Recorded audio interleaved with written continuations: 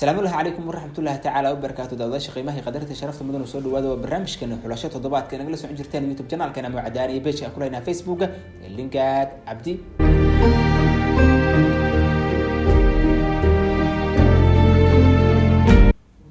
warmaha ugu daran ee uu ka kici waayo jacaylku waxa ugu daran kan loo yaqaan calafka isaga ayaa u daran oo wax badan oo dadka isjeceli qorshaysteen hirdiya oo ganafka ku dhufta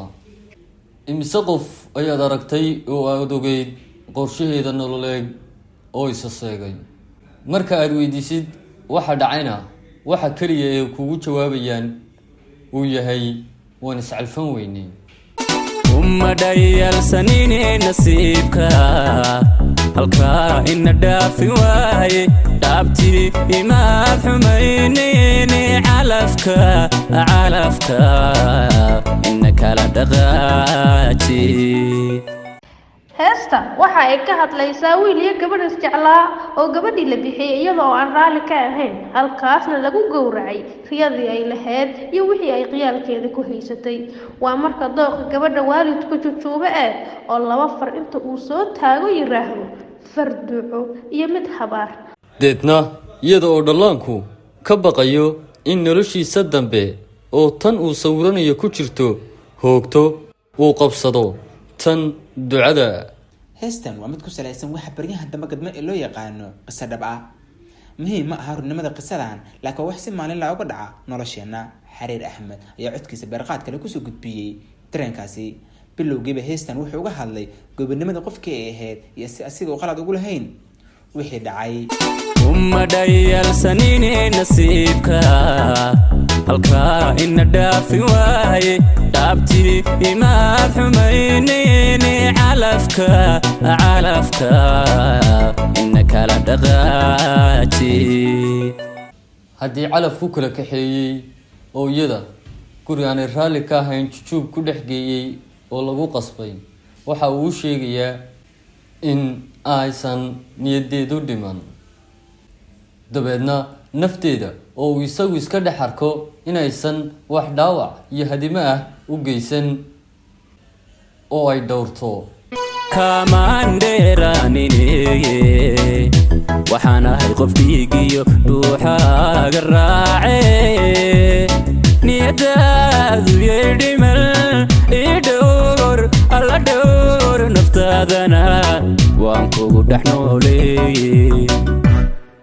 kamaandheeraanine waxaan ahay qof dhiigiyo dhuuxaaga raace niyadaadu yeedhimal idhowr alla dhowr naftaadana waan kugu dhex nooleeye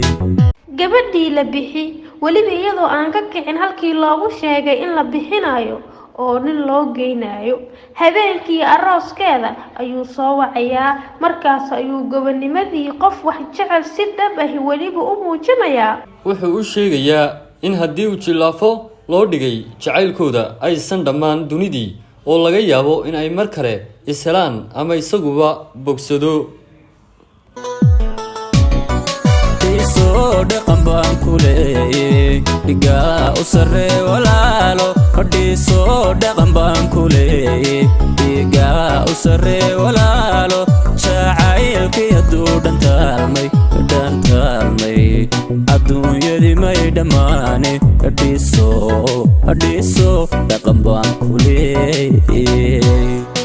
ayadoo hadalkaasi lagu yiri ayuu imanaya wiilkii loo hibeeyey treenkaasi la lagu dalay ee ku jira gunteeda ayay ku qaranaysaa qosol aan dibnaha dhaafsiisanayn isagana waa ka qalbi aan hoos ka qoynin ku qasbaya qosolka wuxuu u raacinayaa in qof wax loogu duceeyo idil u dhameeyay dhabeeliyayde hasuuban dhigaa adiga u fiican dharaar qudhamaani laawin dherarkiyo alla dherarkiyo